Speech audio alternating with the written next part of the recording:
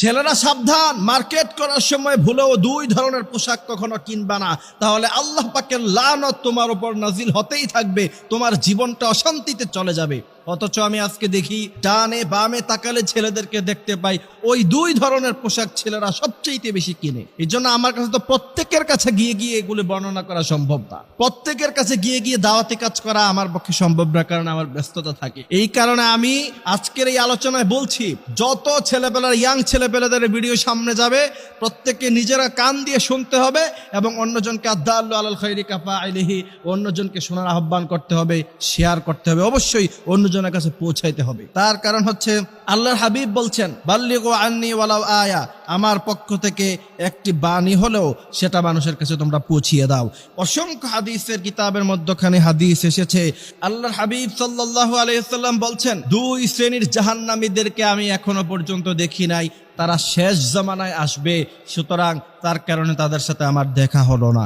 আল্লাহর হাবিবের সাহাবীরা বলছেন, ইয়া রাসূলুল্লাহ, ওই দুই শ্রেণীর জাহান্নামী কারা? তার মধ্য থেকে প্রথম নাম্বার আল্লাহর হাবিব সাল্লাল্লাহু আলাইহি ওয়াসাল্লাম বলছেন, যারা এমন পোশাক পরবে যেই পোশাক পরার কারণে তাদের শরীরটা মনে হবে যে তারা উলঙ্গ, আসলে তারা পোশাক পরেছে কিন্তু দেখে মনে হবে যে তাদের উলঙ্গ, তাদের সতর দেখা যাবে। আজকাল ছেলেপেলেরা আমরা দেখতে পাই এই যে জিন্সের প্যান্ট কিনে, প্যান্টের মধ্যে হাঁটুর উপরে যে জায়গাটা, সেই জায়গাটাতে ছিঁড়া থাকে, এটা নাকি ফ্যাশন। সুতরাং হাঁটুর উপরের জায়গাটুকু এবং নাভির নিচে থেকে হাঁটু পর্যন্ত এই জায়গাটা একজন পুরুষের জন্য হচ্ছে সতর। ওই জায়গা থেকে কোনো জায়গায় যদি ইচ্ছাকৃতভাবে আপনি মানুষকে দেখান, তার মানে আপনি সতর খুলে রাখলেন, সতরকে আপনি উলঙ্গ করলেন, এর জন্য আপনার জিনার গুণ আপনার আমলনামায় যাবে। এই জন্য আল্লাহর হাবিব বলছেন, যারা পোশাক পরে কিন্তু উলঙ্গ থাকলে যেমন তাদের সতর দেখা যেত, পোশাক পরিধান করার পরে তাদের সতর দেখা যায়, তারা হচ্ছে জাহান্নামী। এমন সব লোকেরা কিয়ামতের আগে আগমন ঘটবে।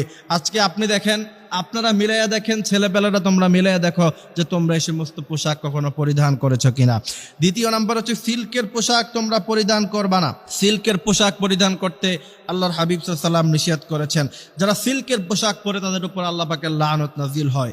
এরপরে আব্দুল্লাহ ইবনে আব্বাস রাদিয়াল্লাহু তাআলা আনহু থেকে হাদিস এসেছে, যে এই সমস্ত পুরুষ নারীদের ভেষ ধরে এবং যেই সমস্ত নারীরা পুরুষের ভেষ ধরে, আজকে মার্কেটে গেলে দেখা যায় ছেলেদের পোশাক হয় মেয়েদের পোশাকের মতো আর মেয়েদের পোশাক হয় নারীদের পোশাকের মতো। এই পোশাক যারা কিনবে আল্লাহ পাকের লানত তাদের উপর নাজিল হবে এবং কিয়ামতের মাঠে তারা জাহান্নামে যেতে হবে। আল্লাহর হাবিব সাল্লাল্লাহু আলাইহি ওয়াসাল্লাম বলেছেন, এমন পোশাক কখনো তোমরা পরিধান করবা না। অথচ আজকে দুঃখের বিষয়, আজকে মার্কেটগুলিতে এই সমস্ত কাপড়ের সেল সবচেয়ে বেশি হয়। আজকে ছেলে মেয়েরা এই সমস্ত সাজে সজ্জিত হতে সবচেয়ে বেশি পছন্দ করে। মনে রাখতে হবে, তুমি মুসলমান যুবক, তোমার পোশাক হবে পাঞ্জাবি, পায়জামা, জুব্বা, পাগড়ি, টুপি, আর তুমি ইহুদিদের পোশাক পরে ফিলিস্তিনের জন্য মায়া কান্না করো, এমনটা উচিত নয়। আল্লাহ তাআলা আমাদেরকে বোঝার মতো তৌফিক দান করুক, আমিন।